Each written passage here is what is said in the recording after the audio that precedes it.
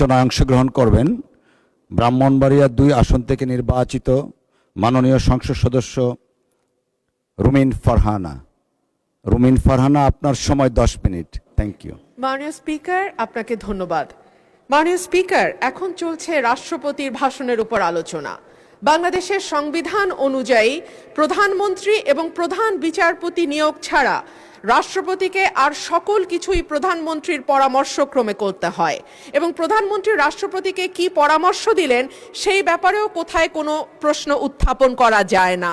সে কারণেই দীর্ঘদিন ধরে রাষ্ট্রপতি এবং প্রধানমন্ত্রীর ক্ষমতার ভারসাম্য আনবার ব্যাপারে বারবার আলোচনা হয়েছে।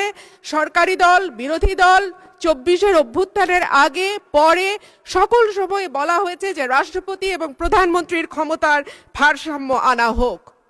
বিএনপি তার ভিশন 2030 এবং 31 দফাতেও এই ব্যাপারে সুনির্দিষ্ট প্রস্তাব রেখেছে। মাননীয় স্পিকার, সে কারণেই সঙ্গতভাবে আমাদের একটা এক্সপেকটেশন ছিল যে এইবার রাষ্ট্রপতি মন্ত্রিপরিষদ কর্তৃক অনুমোদিত ভাষণের বাইরে গিয়ে তার নিজের মতন করে ভাষণ দিতে পারবেন, কিন্তু আমরা দেখলাম এইবারও রাষ্ট্রপতির ভাষণ মন্ত্রিপরিষদ কর্তৃক অনুমোদিত একটি ভাষণ তাকে দিতে হলো। সো আমরা যদি এতটুকু স্বাধীনতা মাননীয় স্পিকার রাষ্ট্রপতিকে দিতে না পারি তাহলে আর আমরা কোন ভারসাম্যের কথা বলছি? যাই হোক মাননীয় স্পিকার, আমার বক্তব্যের শুরুতেই আমি ধন্যবাদ জানাই মহান রাব্বুল আলামিনের দরবারে, যিনি আমার এই কঠিন যাত্রাকে সহজ করে দিয়েছেন। আমি তারপরে ধন্যবাদ জানাই আমার অসংখ্য নেতাকর্মী যারা নানানভাবে বঞ্চিত হয়ে ভয় ভীতির মধ্যে দিয়ে আমার নির্বাচন করেছে, দল থেকে বহিষ্কার হয়েছে, কিন্তু তারা আমাকে ছেড়ে যায় নাই। তাদের সকলের কাছে আমি কৃতজ্ঞ।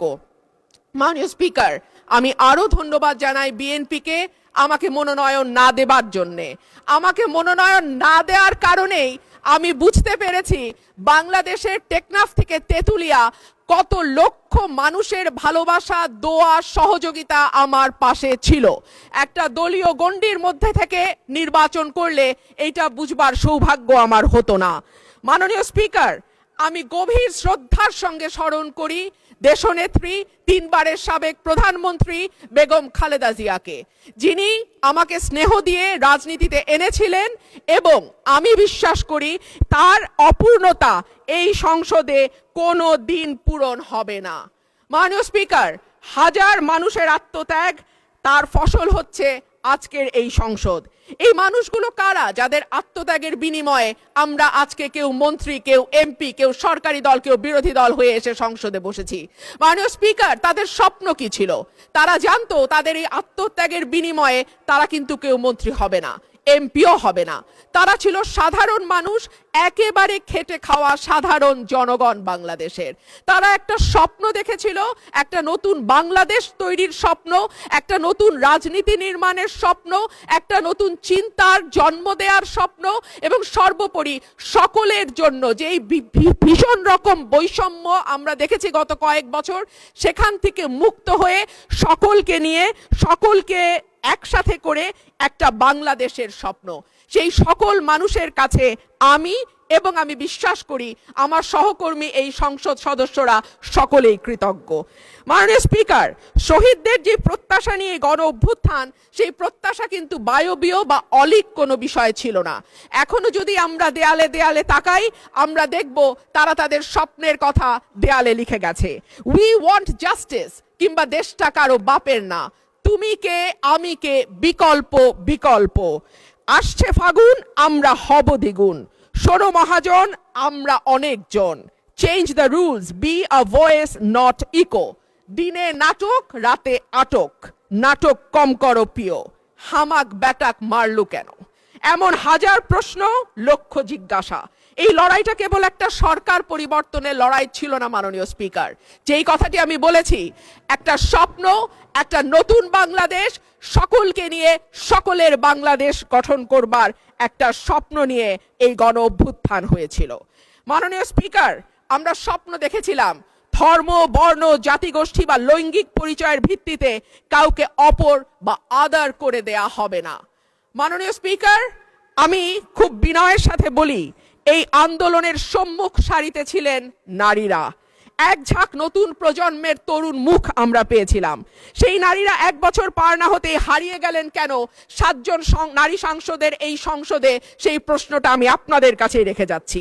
মিছিলের সামনের সারিতে নারীর প্রয়োজন হয়, পুলিশের টিয়ার শেল লাঠিচার্জের সামনে নারী ঢাল হয়ে দাঁড়ায়, অস্থির সময় নারীর সাহায্য ছাড়া পার হওয়া যায় না, আর সবকিছু যখন ঠিক হয় তখন নারী হয়ে যায় ট্রোলের বস্তু।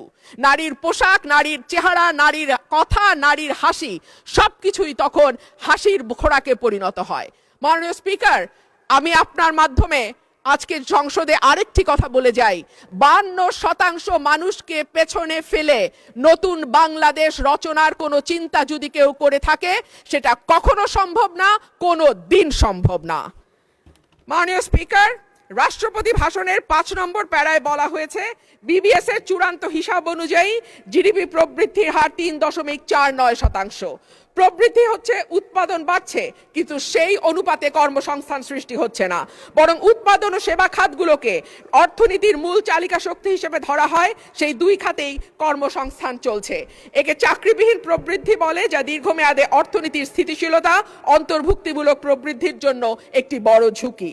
দেশে শিক্ষিত বেকারের সংখ্যা বাড়ছে, অন্যদিকে দক্ষতার অভাব এবং ভাষাগত দুর্বলতার কারণে বড় বড় প্রতিষ্ঠানগুলো বাধ্য হচ্ছে অন্য লোক নিয়োগ দিতে, অর্থাৎ কর্মমুখী শিক্ষা দিয়ে চাকরির জন্য প্রস্তুত করতে আমরা ব্যর্থ হচ্ছি।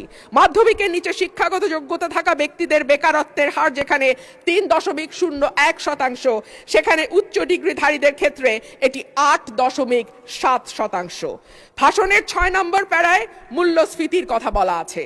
বিবিএস এর সর্বশেষ হিসাব অনুযায়ী চলতি বছরের ফেব্রুয়ারি মাসে দেশের খাদ্য মূল্যস্ফীতি দাঁড়িয়েছে 9.30%, যা গত 13 মাসের মধ্যে সর্বোচ্চ। উচ্চ খাদ্য মূল্যস্ফীতির কারণে বিশ্ব ব্যাংকের ঝুঁকিপূর্ণ দেশগুলোর লাল তালিকায় অলরেডি বাংলাদেশের নাম গেছে। এর সরাসরি প্রভাব পড়ে নিম্নবিত্ত এবং মধ্যবিত্ত মানুষের ওপর, যাদের মোট আয়ের 2/3 থেকে অর্ধেক পর্যন্ত খাবার কিনতেই চলে যায়।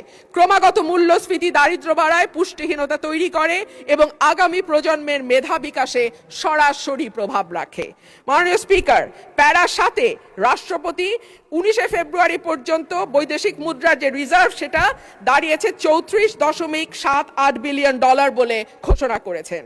এই বৈদেশিক মুদ্রা আয়ের প্রধান খাত হলো পোশাক রপ্তানি। এরপর আছে প্রায় 1 কোটি প্রবাসীর পাঠানো রেমিটেন্স, বৈদেশিক ঋণ, ফরেন ডিরেক্ট ইনভেস্টমেন্ট বা এফডিআই, বৈদেশিক অনুদান ইত্যাদি।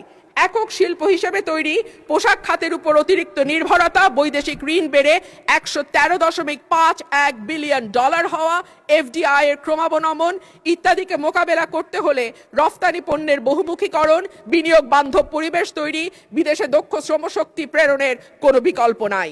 সম্প্রতি সিপিডির সম্মানীয় ফেলো প্রফেসর মোস্তাফিজুর রহমান বলেন, ভবিষ্যতে ঋণ পরিশোধের চাপ আরো বাড়বে, তাই এখন থেকেই আয় বাড়ানোর দিকে নজর দিতে হবে। রপ্তানি ও প্রবাসী আয়ের প্রবাহ শক্ত না হলে এই চাপ সামাল দেয়া সত্যিই কঠিন। পাশাপাশি হুন্ডি ও অর্থ পাচার বন্ধে কঠোর ব্যবস্থা নেওয়ার কথা বলা হয়েছে। গত 15 বছরে দেশ থেকে যে বিপুল পরিমাণ টাকা পাচার হয়েছে, যার পরিমাণ কেন্দ্রীয় ব্যাংকের হিসাব মতে $23,400 কোটি, সেটি ফেরত আনা না গেলে কিংবা ব্যাংক খাতে থাকা 6 লক্ষ কোটি টাকার খেলাপি ঋণের পরিমাণ কমিয়ে আনা না গেলে অর্থনীতির পুনরুদ্ধারের কোনো পরিকল্পনাই কাজে আসবে না। পাচারকৃত টাকার 75% যায় ওভার অ্যান্ড আন্ডার ইনভয়েসিং এর মাধ্যমে। গত 10 বছরে এই ওভার অ্যান্ড আন্ডার ইনভয়েসিং এর মাধ্যমে পাচার হয়েছে $68 বিলিয়ন। সুতরাং এই মিথ্যা ইনভয়েসিং বন্ধ করা না গেলে টাকা পাচারও বন্ধ সম্ভব নয়। মাননীয় স্পিকার, রাষ্ট্রপতি তার ভাষণে বাংলাদেশ ব্যাংক, রাষ্ট্রায়ত্ত ও বেসরকারি ব্যাংক, বীমা, আর্থিক প্রতিষ্ঠান ও পুঁজি বাজারের সঙ্গে সমন্বয়ের মাধ্যমে সার্বিক তদারকি, উন্নতকরণ, আমানতকারীদের সুরক্ষা নিশ্চিত, খেলাপি ঋণ হ্রাসে গুরুত্ব দেওয়ার কথা বলেছেন। যে কোনো দেশে কেন্দ্রীয় ব্যাংক হলো আর্থিক প্রতিষ্ঠানের নিয়ন্ত্রক সংস্থা, এটি সরকারের ব্যাংক হিসেবে কাজ করে। দক্ষিণ এশিয়ার দেশগুলোর দিকে তাকালে দেখা যায় কেন্দ্রীয় ব্যাংকে প্রিন্সটন বা ক্যালিফোর্নিয়া থেকে পিএইচডি করা উচ্চ ডিগ্রিধারী মানুষজন, অভিজ্ঞতা সম্পন্ন লোকজন নিয়োগ পেয়েছেন। অন্যদিকে বাংলাদেশে নতুন সরকার গঠনের পর যিনি নিয়োগ পেয়েছেন, তিনি হলেন বিএনপির নির্বাচন পরিচালনা কমিটির সদস্য এবং একজন সোয়েটার ফ্যাক্টরির এমডি। মাননীয় স্পিকার, আমি আপনাকে অনুরোধ করব আমার সময় 2 মিনিট বাড়িয়ে দিতে। মাননীয় স্পিকার, একই ঘটনা আমরা বিশ্ববিদ্যালয়ের উপাচার্য নিয়োগের ক্ষেত্রেও দেখেছি। সবগুলো বিশ্ববিদ্যালয়ে দলীয় ভিসি প্রভিসি নিয়োগ দেয়া হয়েছে। দল করা দূষণীয় কিছু নয়, কিন্তু দল না করলে যদি নিয়োগ না হয় সেটা দুর্ভাগ্যজনক। দলদাস শিক্ষকদের হাতে। ধন্যবাদ মাননীয় সদস্য। মাননীয় সদস্য, মাননীয় চিফ হুইপের অনুরোধে অলরেডি আপনাকে আজকের দিনের মধ্যে সর্বোচ্চ সময় দেয়া হয়েছে 10 মিনিট। আপনার বক্তব্যের ফ্লো যেন ঠিক থাকে সেই জন্য টানা 10 মিনিট দেয়া হয়েছে। মাননীয় সদস্য, আপনাকে অসংখ্য ধন্যবাদ। আমাদের মাননীয় সদস্য,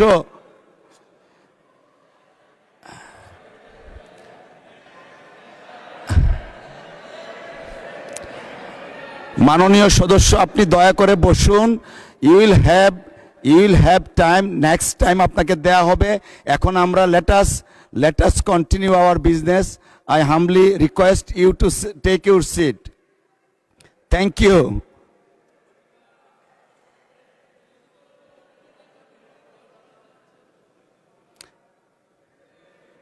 উনি তো স্বতন্ত্র। আচ্ছা ঠিক আছে, 1 মিনিট দেওয়া হলো আপনাকে। মাননীয় স্পিকার, আপনাকে অসংখ্য ধন্যবাদ। মাননীয় স্পিকার, রাষ্ট্রপতির ভাষণে উঠে এসেছে অলিগার্কিক কাঠামো ভেঙে জনগণের অংশগ্রহণ নিশ্চিত করা, বিনিয়োগ নির্ভর অর্থনীতি তৈরি করা। আশা করব আগামীতে সালমানের জায়গায় সাইফুর এসে বসবে না। আশা করব বিনিয়োগ বান্ধব পরিবেশ তখনই হবে যখন আমরা আমলাতান্ত্রিক জটিলতা কমিয়ে বিদ্যুৎ গ্যাসের নিরবচ্ছিন্ন সরবরাহ নিশ্চিত করতে পারবো, ঘুষ দুর্নীতি কমিয়ে একটা ওয়ান স্টপ সার্ভিসের ব্যবস্থা করতে পারবো। পাতানো নির্বাচন বলতেই 14, 18, 24-এর কথা আসে মাননীয় স্পিকার, কিন্তু গত কয়েকদিন আগে পত্রিকায় যেটা স্পষ্টভাবে এসছে 2008 সালের নির্বাচন মাননীয় স্পিকার, সেটিও কোনো নিরপেক্ষ নির্বাচন ছিল না। 2008 সালের নির্বাচনেও একরকম পাতানো খেলা এবং ভেতরের নানান নকশার মাধ্যমে এক দলকে একেবারে ব্রুট মেজরিটি দিয়ে সংসদে আনা। ধন্যবাদ।